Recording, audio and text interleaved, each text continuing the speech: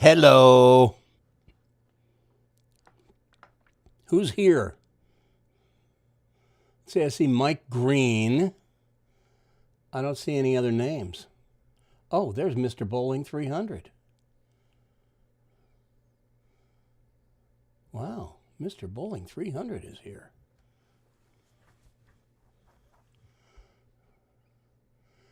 I haven't seen him in a while.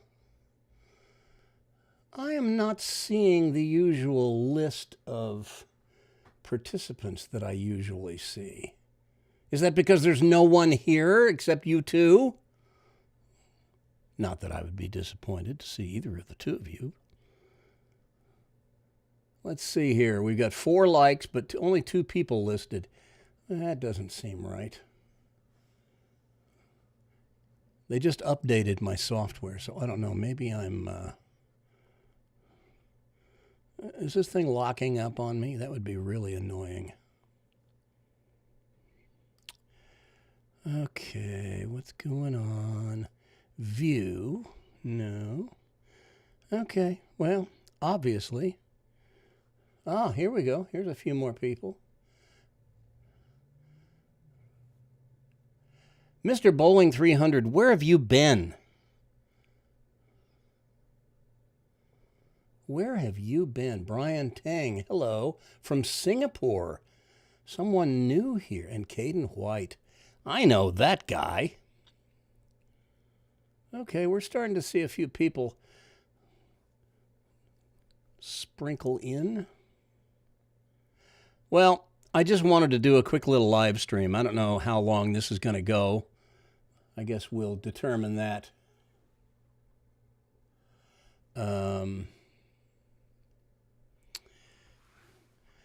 from how the audience grows and whatnot. But I just wanted to pop in here because tomorrow we're releasing the final show of the season on Prodigy Bowlers Tour, our big season-ending Tournament of Champions, where we awarded the coveted trophy pin. This is the big show that we build up to at the end of each season. And it was spectacular. And it's a long show. I know it's going to take you a while to watch it. It's 3 hours and almost 48 minutes. It's almost 4 hours long. But remember, there's 2 step ladders. There's 2 wild card rounds, which you longtime viewers will know what that means. But the locals here, that was new to them. And then at the end, there's a big final showdown between the winners of the 2 step ladders for the coveted trophy pin. So that's why the show is so long. Hey, Mr. Bowling 300, I was trying to contact you recently. I was thinking about rejoining your chat board. So I don't know if there's a new way to get a hold of you or not. But you can email me, randy@prodigybowlerstour.com. Yeah, Prodigy is still going strong. Been embraced by the families here in Kansas City. But anyway, that's kind of it. We get to the end of the season here, and it's a big show. I started working on it. Let's see, we taped it on Sunday the 25th of June, and then when I got home that afternoon, I started ingesting the footage from the cameras into the computer. And then by Monday when I woke up, I was like totally immersed in it and did not finish until a couple of days ago. And it's just been an unbelievable grind, you know, balancing that with the actual work I have to do to earn a living. And it was a lot of work, but it was a lot of fun. And this show is going to, I think it's going to entertain you for sure. It might surprise you in a number of different ways. There are some incredible moments in it, and had a surprise guest, and the whole show just looks completely different than any show we've ever done. So I think you're in for a real treat. Jacob Smith, there he is. Have you dreamed up any new bowling shoes? Jacob Smith is a Prodigy bowler. He was on, let's see here. Which show were you on? In Leavenworth, wasn't it? I want to say Leavenworth. They all kind of blend together after a while in my mind, but I know you were on one of our shows. I want to say Leavenworth. And you got close a time or two before that, but... And there's Caden White, poor Caden White, who tried so hard to qualify to get to the Prodigy TOC. He was the one who won in February, but we didn't carry the February tournament. What am I going to do with you, Caden White? Joseph Bobbitt, thanks for coming today. He says, can't wait to see the Prodigy TOC. You're going to be, your mind is going to go when you see this one. And Mike Green, hi, Coach Randy. How are you doing? I'm doing great. You know what I did today?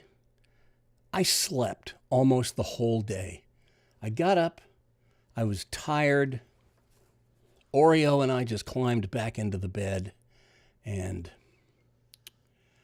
I was just out like a light, making up for lost time sleeping earlier in the week. And now I feel refreshed, and I'll probably be up until 4 a.m. Mr. Bowling 300, who, by the way, for those of you who don't know, and Keith, that's his real name, Keith, I suspect that you won't mind me saying this, that the MrBowling300.net, I believe it is, MrBowling300.net is one of the longest running bowling chat boards in the world, and he's got quite a little community that he's built over the years, and I got tired of arguing with some of the old farts there, and I just decided to leave. But I'm kind of feeling like that was a mistake. I should come back. But, oh, so it was the May KCO that Jacob was in St. Joe? You were on in St. Joe? Well, see, I don't remember what I ate for breakfast this morning, so that accounts for my poor memory. Let's see here. Owen Danyo, or is it Danyo Owen? Oh, I get in trouble with names like that. I don't know. But hello to you, too. Paul Phillips is kind enough to share the word that Annalise O'Brien, known to many of you Prodigy heads, she was in our league in Georgia, and, well, I don't know if any of us were in her league, though, really, to be honest. Back-to-back junior gold national champion and U15 girls in 18 and 19. Then they didn't hold the tournament in 20. And in 21, she finished, I think, 4th. And then last year in 2022, she finished 2nd to another girl that had been on Prodigy once before, Erin Klemenchik. So Annalise had quite a run at junior gold, and she has made Team USA again. So congratulations to Annalise. She and her dad, Doug, are just two terrific people. It's just a wonderful bowling family in North Georgia. Edward Rigby writes, hello, thank you for all of your Herculean efforts this season. I spent some time at the Kegel Training Center a couple of weeks ago, spoke to Del Warren, head of Weber University, and hopefully you got to meet Charles Bostic while you were down there. Charlie bowls for Weber, and of course Charlie is one of our first big stars on Prodigy. He is one of the lead bowlers on the Weber team down there, for which Del Warren is indeed the head coach. And that is just a fantastic bowling program, and Kegel is just, I mean, there's really only 2 bowling facilities, coaching facilities like it. There's Kegel in Florida, which is just outside of Orlando, and the USBC training facility in Arlington, Texas. Those 2 are the ones. Mr. Bowling 300 says there's new blood there on the forum, and that's great news. Maybe I'll come back. Yeah, so I don't really have a lot to add. This could be a real short live stream if you guys don't have something to talk about. You can ask me anything you want about this past season that we did on Prodigy. I mean, we started, I'm going to do this off the top of my head. I'll see if I actually get it right. We started in Olathe back in September, where we had Colby Lovegren and Grace Ryder win in Divisions 1 and 5. Boy, if I start trying to recite every winner in every division, I'm going to get in trouble. I'm going to forget something. But October, we were in Gladstone. That's where Antonio Miranda won in Division 1, and Anthony Douglas won in Division 3. And then in November, Davis Best won in Lawrence, Kansas. Lawrence about, 40, 50 miles, maybe more than that, west of Kansas City, south and west of Kansas City. And then Fiona West won in Division 2. And then in December, we came back to Olathe for the first of 2 adult youth doubles tournaments, and that was the one that Rhett Ryman won in Division 1 with his partner Wes Edwards. And then Luke Gramling and his aunt Nicole Orlando, who just bowled her butt off that day. They won in Division, I think it was 4. Was it 4? Or was that Division 5? No, that was Division 4. Hunter Hurley is asking, ever plan a trip to Crown Lanes in Leavenworth?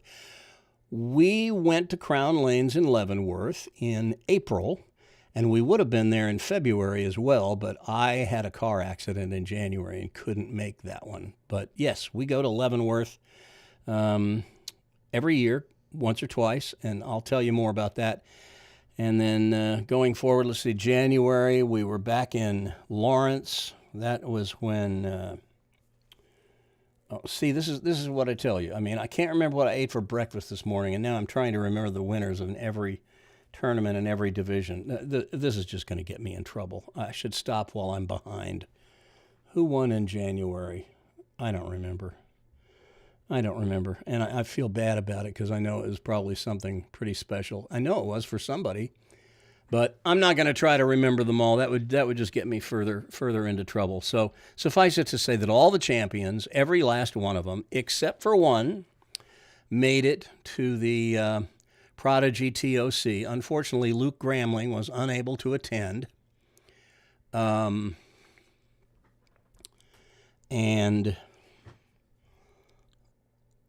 so we ended up with 8 in the scratch division and 8 in the handicap division. Now those numbers don't seem to quite add up, but the reason why is because Fiona West, who won in Division 2, which would have been a handicap division, she was since rated up to Division 1, and so she bowled in the scratch division.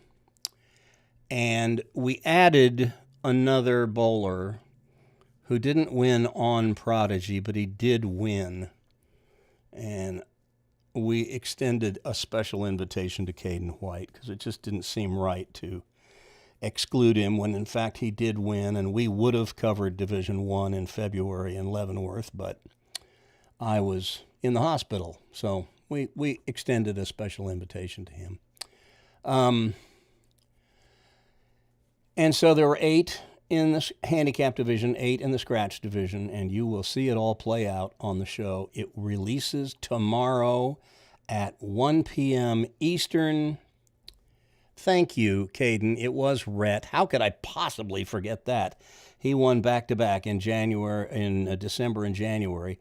Okay, now let's see who won the undercard show in January. Oh my God! If I bring up a list, I know I'll be able to name them, but I'm just not going to go there. Let's see here. Okay, Edward Rigby says Del Warren didn't know about the backstory of Charles Bostic. I asked him to tune into tomorrow's show so that he will see the award presentation.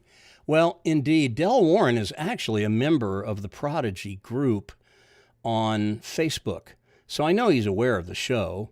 And actually, there's quite a number of PBA players who are aware of the show as well. I would think that Charlie probably would have mentioned it at some point down there, but, you know, Del's a busy guy. So, you know, it'd be presumptuous of me to expect him to remember what our little thing is. Let's see. Hunter Hurley says, oh, wow, I just had a wreck myself. Was in a storm chasing in Oklahoma. Came head-to-head with a deer. Oh, my. Well, I would imagine the deer got the worst of that. Okay, now I'm just going to have to bring up. I'm going to have to bring up the list now because I'm feeling bad for having left somebody out. So let's see if I can bring this document up quickly. This is always a challenge, and naturally, whenever I want to open something while I'm in the middle of a live stream or something else, everything hangs here. I've got a super fast computer, but it never acts like a fast computer when I'm trying to do something in a hurry. Actually, the problem is not the computer. The problem is the external hard drives, which like to go to sleep. And, of course, they're sleeping now. Wake up! Okay, well, I'll just wait for that to happen. Let's see. What if I go open recent? Yeah, here we go. All right. Nah, there's the list. Okay, so the January undercard, that was Kayla Hedges, of course. Now, here's a fun fact for you. I'm going to play a little trivia game with you.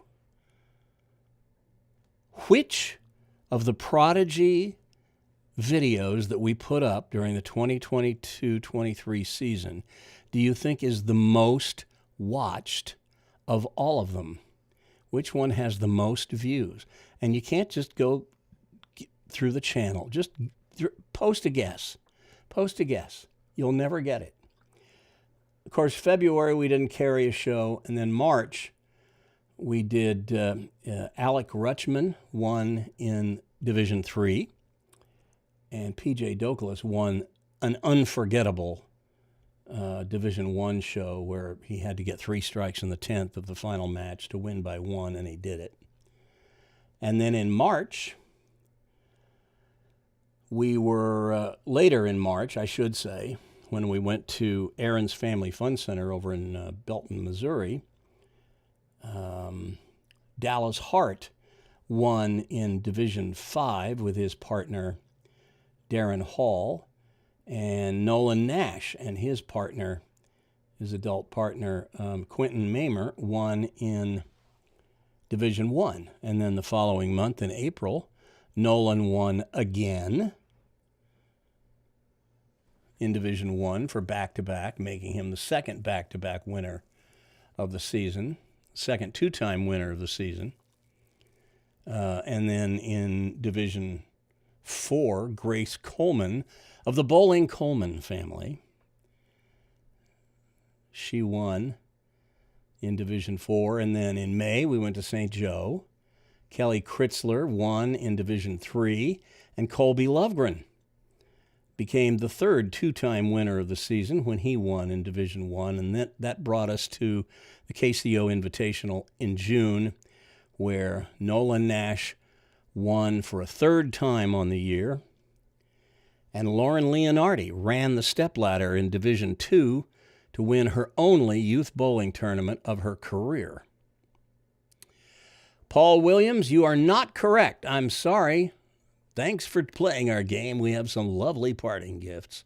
No, the most watched episode of the season was the January Division 2 show that was won by Kayla Hedges. That was the show that Emily Wagner from the St. Louis area, I forget which suburb she lived in, but she started qualifying with, I think, an 804 or 806, And I mean, the place was abuzz all day over the fact that a Division II player, girl even, had shot an 800 series. She had never shot a 700 in her life, but she shot an 804, 806, something like that, and had the lead going into the final match. And Kayla Hedges got her at the end. That was quite something. Kayla Wrong Foot Hedges. I should have brought out some Lou Campy footage. For those of you who've been around long enough to know who that is, Lou Campy won the first ever PBA tournament when it was first formed.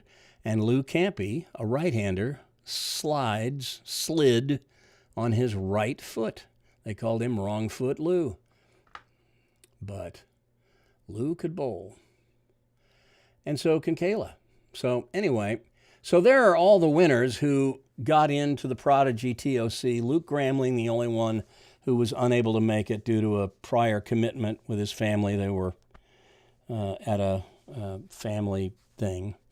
So it was a lot of fun and very dramatic. Some unbelievable shot making. You're not going to believe some of the stuff you see on this show. Holy moly. But that's it. So has nobody got anything to ask me? Is this just, are you guys like, maybe you guys need to take a nap all day. I shouldn't say that. I'm the one who needed to take a nap. And boy, it felt great. Didn't it, Oreo? Aren't you glad we took a nap today? She's like, I'm sleeping some more, Dad. This is what I do. No questions? As the old thing goes, any questions? Apparently not. Anyway, I just wanted, okay, Jacob says, I do. I have a question. Well, I'm waiting, Jacob. Type fast, or I'm going to put an end to this. This was really, the whole purpose of this live stream was just to tell you guys. Hi, Grace.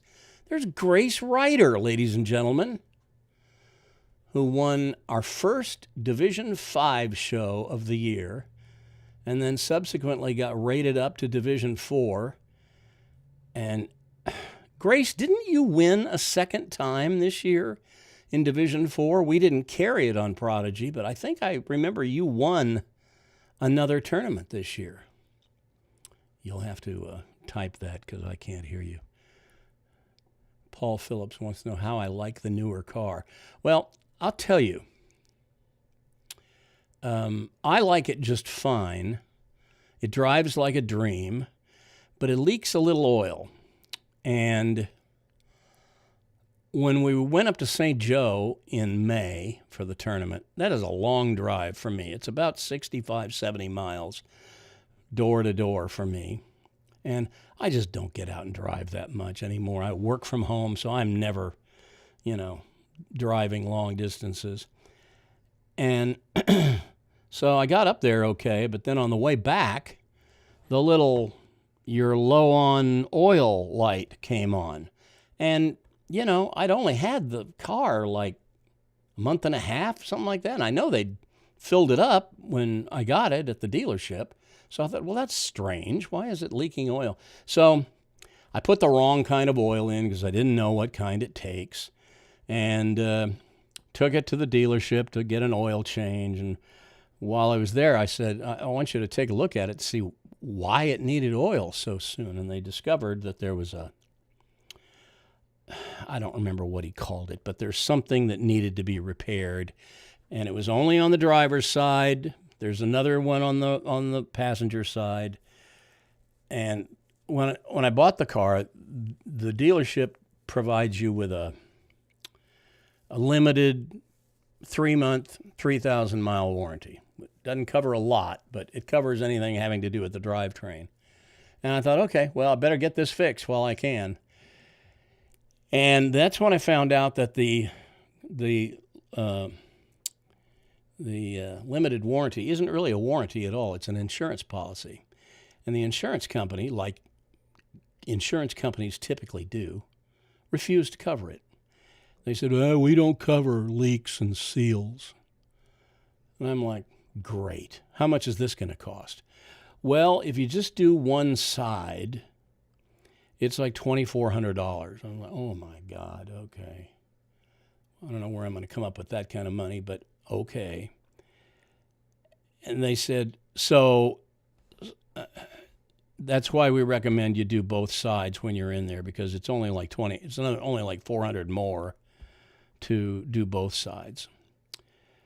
And I was like, Well, the dealership, the service manager, the general manager, they all huddled up and decided to eat the cost of repairing it for me, both sides.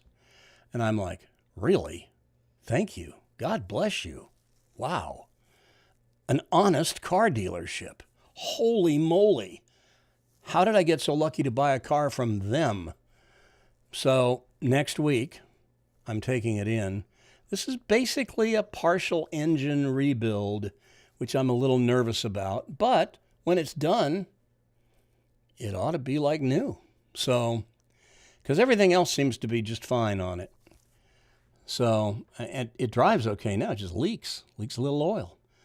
So, beautiful. I will get that done next week. They're going to have it for about a week. So I'll be using DoorDash to get food brought to me. And I guess I'll probably have to hit the grocery store before the weekend is out so that I can stock up and have enough here that I don't have to use DoorDash much. But, you know, it's the way it is. You deal with used cars. You take your chances. You get what you get. But I've been pretty happy with it other than that. Okay, let's continue here. Paul Phillips, any updates on the Atlanta Prodigy kids? You know, I called Christian Manel an hour and a half ago to see if he would be willing to come on and co-host this live stream with me. I accidentally hit FaceTime on my phone rather than just calling him. I didn't mean to FaceTime him, but I did, and he answered, and he was playing kissy lips, licky face with his girlfriend. And I'm like, oh, God, okay, this is not the right time. So he's not here. Next time, maybe. If I can ever figure out how to, three-way somebody into one of these live streams and get them on without a big delay, like we're talking to somebody in Baghdad, I'll work on that. Okay, so where were we?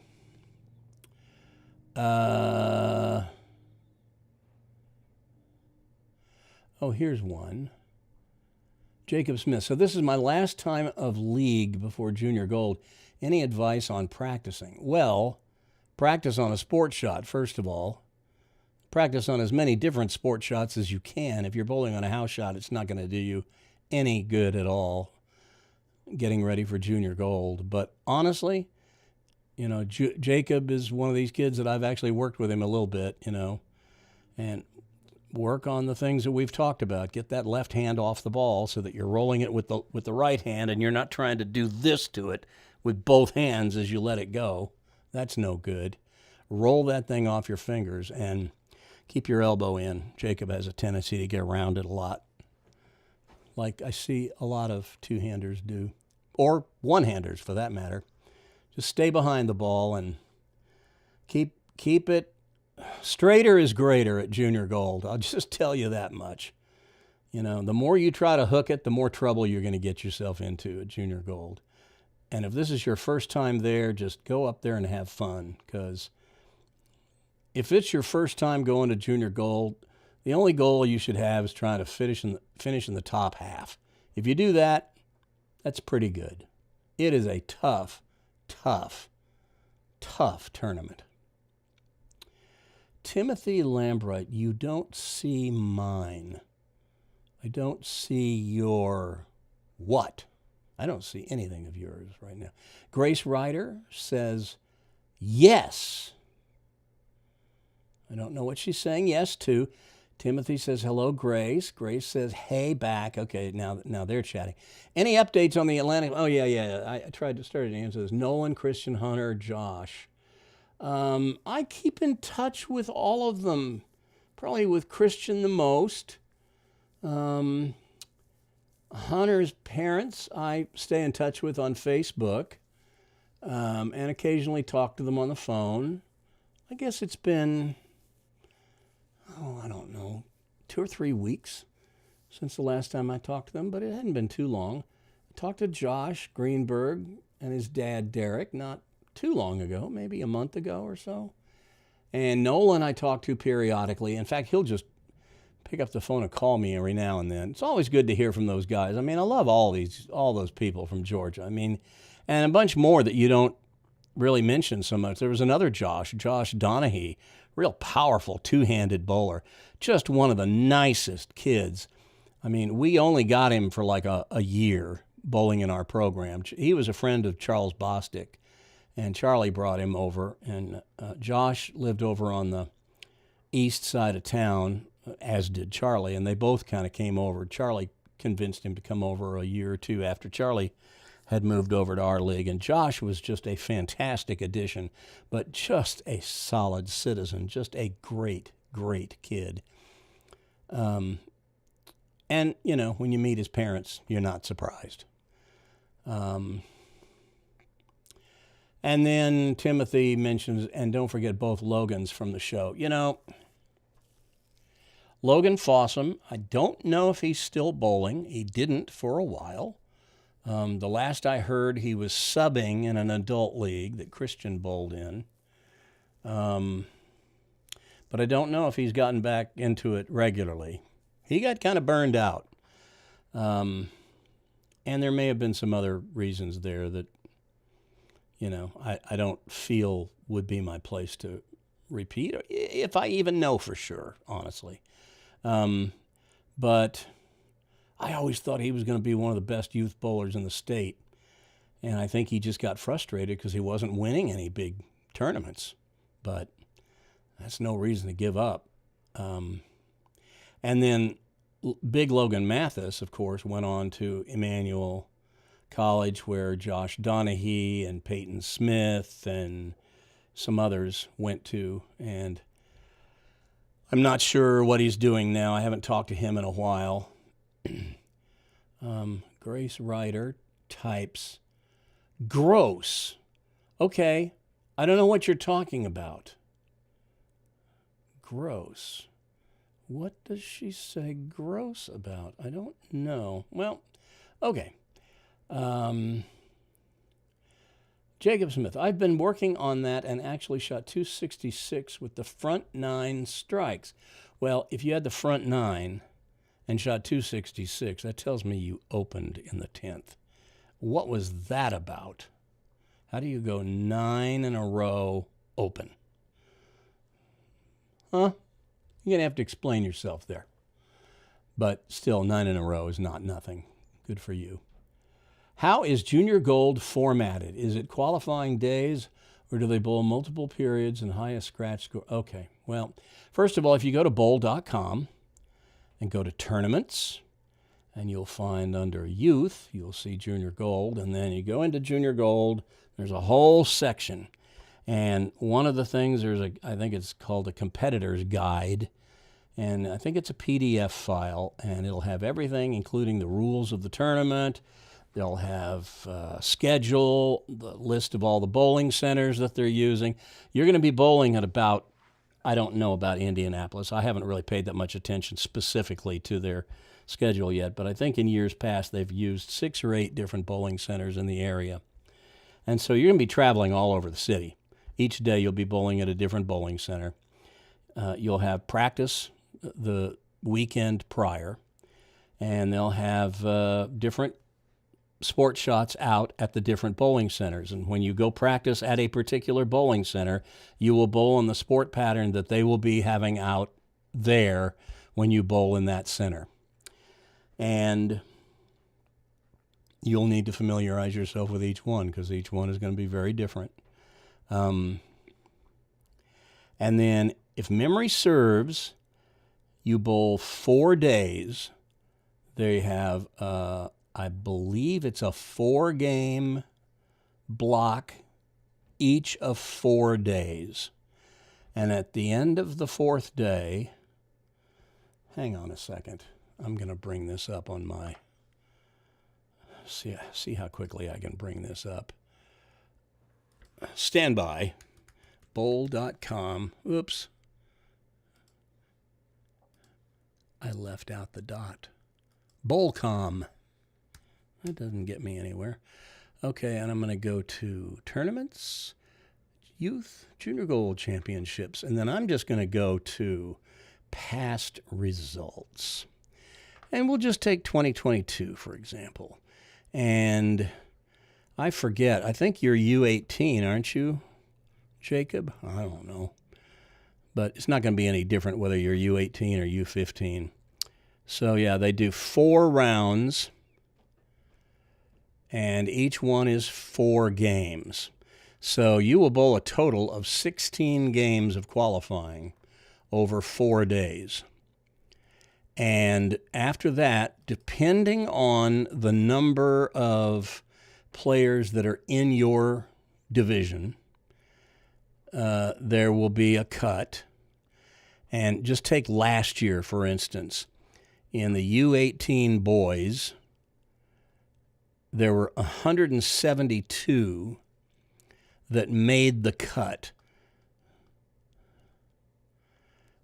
out of, let's see how many total were in the U18 boys. There was 1,208 bowlers just in the U18 boys. Have I mentioned that this is the biggest youth bowling tournament in the world? I mean, it's a lot of people. So out of 1,208 bowlers in that division, 172 made the cut to go on to the what they call the advancers round. And the advancers round is 5 games. And out of those 72, what did I say? 172? I don't remember what the number was I said. Hold on. Out of those, 56 advance to the final advancers round. So first you get the cut from the qualifying round to the advancers round, and then the top 56 go on to the final advancers round. And from there, they cut to the tops. You bowl 5 more games. You cut to the top 16. And once you get down to the top 16, you're in the match play bracket. And each match play consists of 2 games, total pins. So if you win your match, you advance. And the top, I think it's the top 3 go on to the TV finals. So out of, what did I say, 1,208, 3 make it onto the TV show, which is actually an internet live stream. So that's U18 boys, and let's just check it out last year if it was U15 that you're in, and I don't remember where you are, Jacob. In U15, that's a little... Yeah, it's a smaller group. There's only 630 that bowled in that division last year. But so the U18 was huge last year. And, might be this year, but, it's just going to depend on who enters. But that's the format. You got 4 days of qualifying, 4 days each, and then the advancers round and the final advancers round. You bowl 5 games each day, and only a portion of you get on to the next round. And then match play is just the top 16. And the final 3 go on to the TV show. So there you have it. There you go, and there you have it. So hopefully that was helpful. Okay, where were we?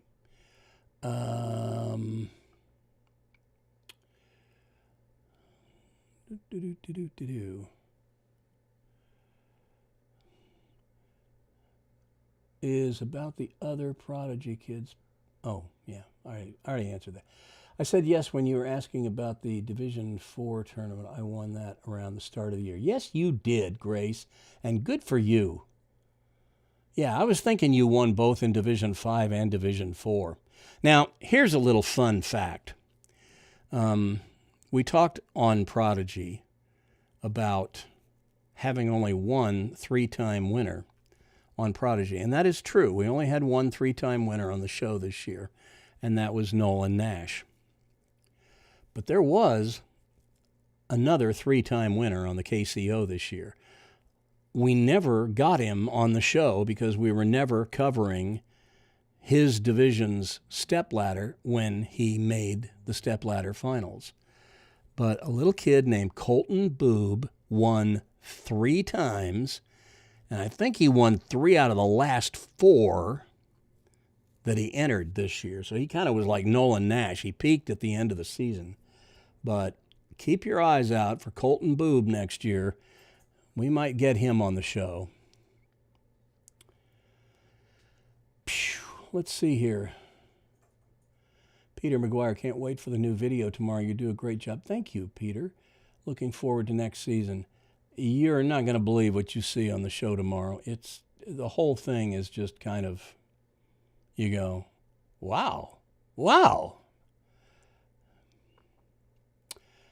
Grace says that's a lot of games to bowl just to qualify. You're right, but at the same time, it is, talking about Junior Gold, it is intended to be quite a test. And Grace, I don't know if you're going to Indianapolis for this. It's a great experience. It's a very hard tournament to win, obviously. And it should be. It's a national championship. I mentioned Annalise O'Brien earlier. She bowled in our league that I ran in Georgia before I moved back to Kansas City. And she was back-to-back national champion in 2018, 2019. We were so proud of her. She'd been close a couple of times, but oh my God, when you break through and that was back when they were actually showing the finals on CBS Sports Network, and she was actually on national television. Now they just put it up on Bowl TV, which is okay, but it's not like being on network television. And boy, it was exciting to see her win those 2. We had a big watching party over at a sports bar after, they pre-record it and then they show it live, and we got together and had a big, everybody showed out for that. It was so cool. Anyway, if you go, and I'll say this to Jacob since it looks like he is going, take in everything you can take in, especially if it's your first year. Go to the opening ceremony. Go to all the autograph days, or most every pro you would ever want to meet will be there. They'll be with their ball manufacturers in their booth, and they'll all be doing autograph periods. It was really funny. One year, one of the kids that had been on Prodigy a number of times was standing in line to get the autograph of somebody. I think it might have been Ryan Simonelli or somebody like that. And while this kid was standing in line, a bunch of kids came walking by and spotted him and said, "Hey, you're so-and-so from Prodigy Bowlers Tour. Can I have your autograph?" And so Ryan Simonelli, when he gets to the front of the line, Ryan Simonelli says, "So I'm here giving autographs to kids, and you got kids coming up to you asking for your autograph. What's up with that?" And I loved it because it was like, yeah, well, if you'd watched Prodigy, you'd know. So anyway, that was pretty cool. Vincent Chen is here, ladies and gentlemen, one of our super fans. "Hey, Randy, good to see you. Hope all goes great with your car." Boy, me too. Curious what is being fixed, being a car guy. I am not a car guy, and they told me what is being done, and I couldn't tell you. But it effectively is a partial engine rebuild. And let me see if I've got this. Let's see if I've got this in one of my email. I've got a place where I keep special things that come to me via email.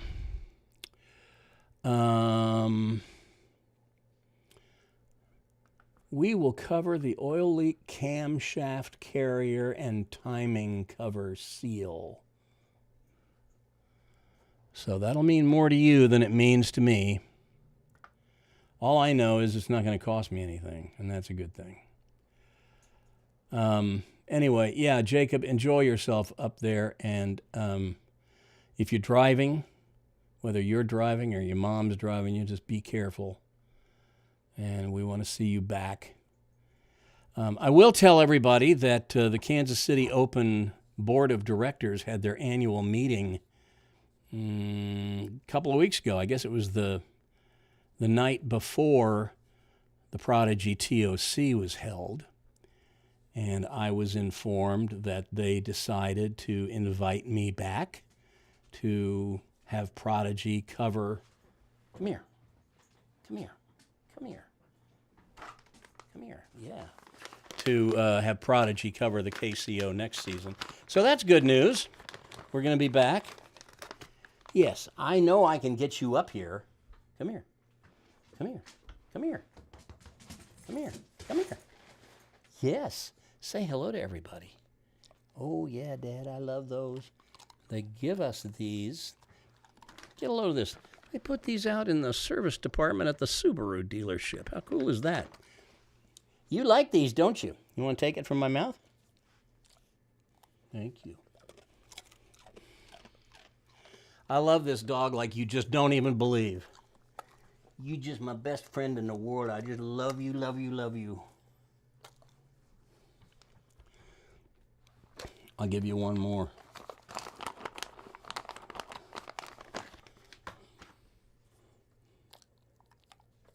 That's a good girl. That's a good baby. She goes everywhere with me in the car except when it's really hot and I got to go in someplace. I don't want to leave her out in the hot car. That's it. I got nothing else. But, Dad, I know you've got that bag there.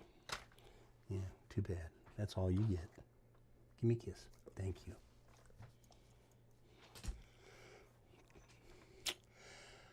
Okay, Caden, I'm upset that I'm not going to Junior Gold this year.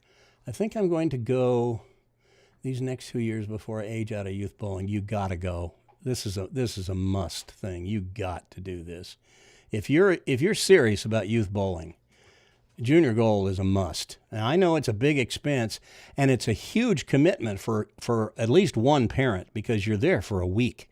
And actually, if you get to the end like you want to, it's a little more than a week. Plus, they've got some other ancillary tournaments that go on up there that you can enter. And so there is just tons of stuff to do there. And plus, I mean, you'll be in Indianapolis. You got to go see the racetrack while you're there. And, I don't know what else in Indianapolis there is to see, but I'm told it's a real pretty city. Never been.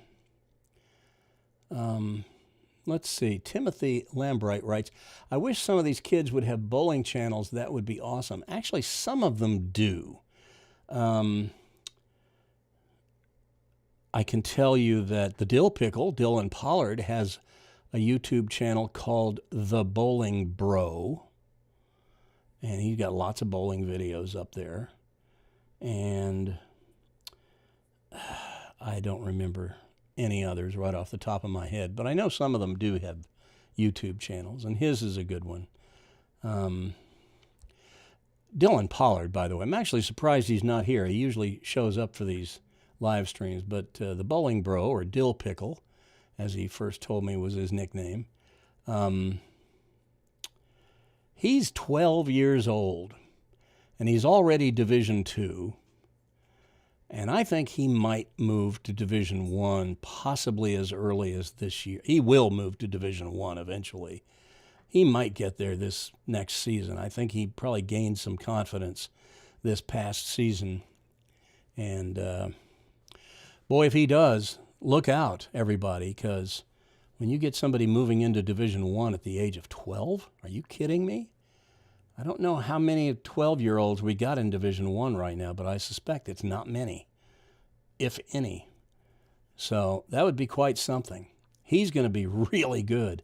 I picked him out when he first appeared on the show back in January. I said, this kid's going to be really good.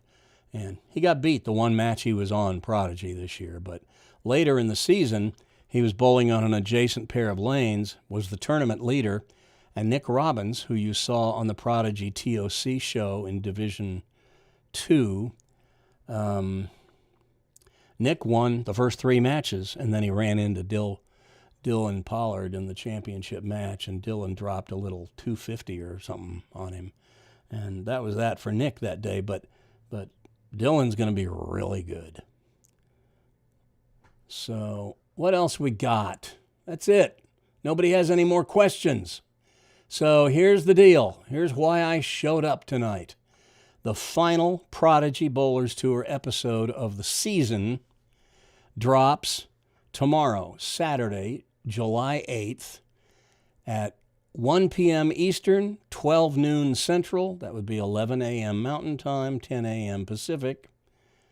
I'm not going to go all the way around the world. You'll have to figure it out yourself if you're in, the Philippines or something. But anyway, show drops tomorrow. It is a long one. I believe the final count was 3 hours, 47 minutes, 50 seconds. But guess what? It's a really good show. You'll go through the entire handicap division until we crown a winner there. Then we go through the scratch division until we crown a winner there. And then the 2 winners meet for the coveted trophy pin. And then you'll see us hand out the awards to everybody. And it's a pretty awesome day, I gotta say. And some amazing, amazing shots were made under pressure. And some just quirky, weird things happened. And I won't call them unprecedented because at least one of them we'd had happen once before, but very unusual. And the whole show just has a different look to it. And I think you'll be pleasantly surprised. So be on the lookout for the show on most of this same YouTube channel tomorrow. Tammy Ryder, this is Grace's mom. Randy, I have a question. As this was my daughter's first year doing these tournaments, Junior Gold, do you have to qualify to go or can you sign up to go? Well, that is a fantastic question. You do have to qualify. You can qualify at the KCO. It's a little, I'm a little confused about how that works myself, to be honest with you, but it's in their rules on their website. You pay a little extra to attempt to qualify for junior. I think you pay a little extra. I could be wrong about that, but I think you do. And since not everybody in the KCO is bowling to try to get a Junior Gold spot, it may be a little easier to get it through the KCO than it would be through some other methods. Now, there may be other methods, and I don't know what they all would be. It's different in every state. I know that when I was in Georgia, there was an outfit very similar to the KCO, actually, called the GYBT, Georgia Youth Bowlers Tour. And just like the KCO, they held a tournament every month on the first Sunday of the month, starting in September and going through June, where they had their big season-ending tournament, just like they do at the KCO. The difference is they didn't do divisions like we do at the KCO. They did divisions by age and gender groups, just like Junior Gold. And the GYBT was, by definition, a Junior Gold qualifier. That's their only well, not their only purpose, but the mission statement of the GYBT was to give the kids a forum in which to compete and prepare themselves for Junior Gold. And you enter the tournament to try to win a Junior Gold spot. And they had, depending on the number of entries, they gave away a certain number of Junior Gold spots in each division each month.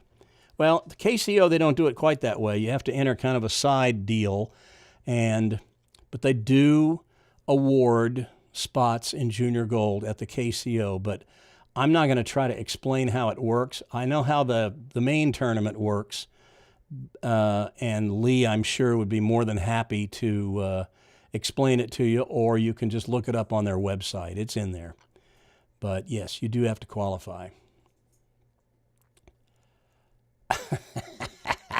Grace, did they do what I did and drop the ball behind them?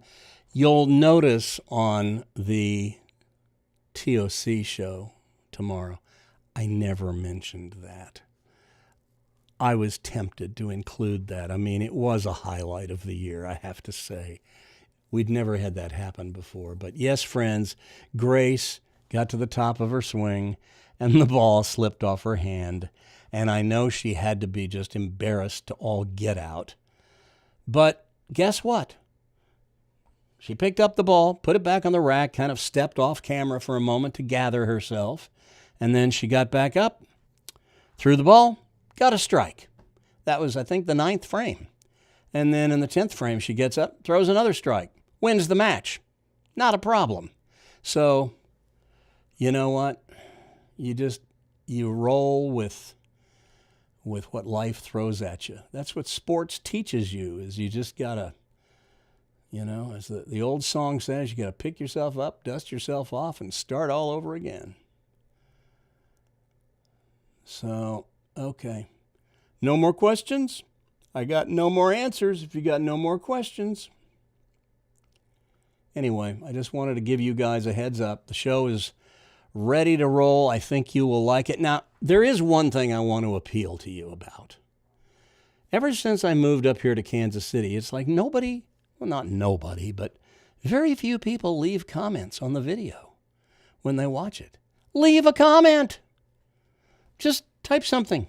Don't give up the ending. Don't tell us what happened, who won, because then, after all that work I spent editing the video, I don't want everybody to see, oh, I already know the ending. I don't want to watch it now. No, don't put the ending, but say something, And it doesn't just have to be, oh, great work, Randy. Thanks for the, I love hearing that stuff, but that's not what I'm looking for. I'm not fishing for that, but just leave a comment. It helps the algorithm. It helps the channel grow when people leave comments. And we don't get as many comments as we used to. So do that. And if you haven't subscribed to the channel, hit the subscribe button. That helps too. All that stuff helps grow the channel, helps the algorithms. I don't know how it all works with YouTube, but it ends up helping. So there you go.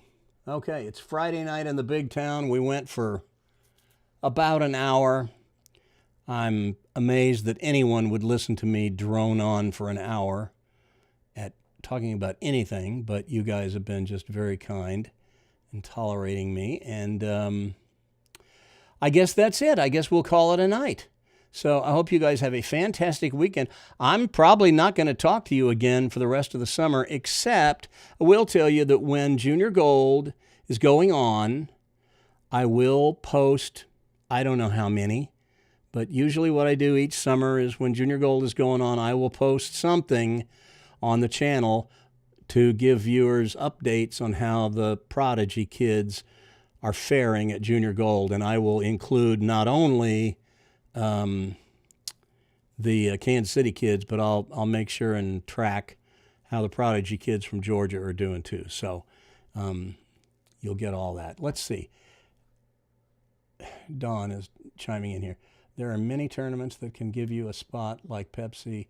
If you win the KCOs, you will have to pay an extra $50 to try and earn a spot. Thank you, Dawn, for that. I wasn't sure how that worked.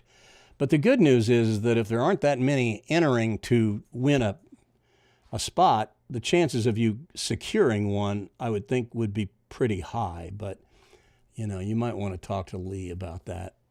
Lee Miller, the chairman of the KCO. Anyway, that's it. I got nothing else to add. Hey, Marble Sky, you're getting here just in time as we're signing off. But you can always go back and watch the stream again. And, oh boy, wasn't it a fun one. Anytime you get to listen to me talk for an hour, how much fun could it possibly be? But anyway, enjoy the show tomorrow. Leave a comment. Hit subscribe. And I know you will have fun watching it. And you have to have at least 4 people to get one spot. That's a good point, Don. Thank you for adding that. If there aren't 4 people in your age and gender division, they won't give a spot. So I guess you get your money back. So there's a one, yeah, it's a 1 in 4. So for every 4 entries, there's 1 spot they give out. Thank you for that. I do know that is kind of standard operating procedure, both, well, not just with the KCO, but any qualifying tournament for a junior gold. That's the way they work it. It's a 1 in 4 deal. Okay, so go to kansascityopen.com for more details on how they give away the junior gold spots, and go to youtube.com/@Prodigy Bowlers Tour tomorrow at 1 p.m. Eastern, 12 noon Central, and watch the Prodigy TOC 2023 edition, all 3 hours and 48 minutes of it.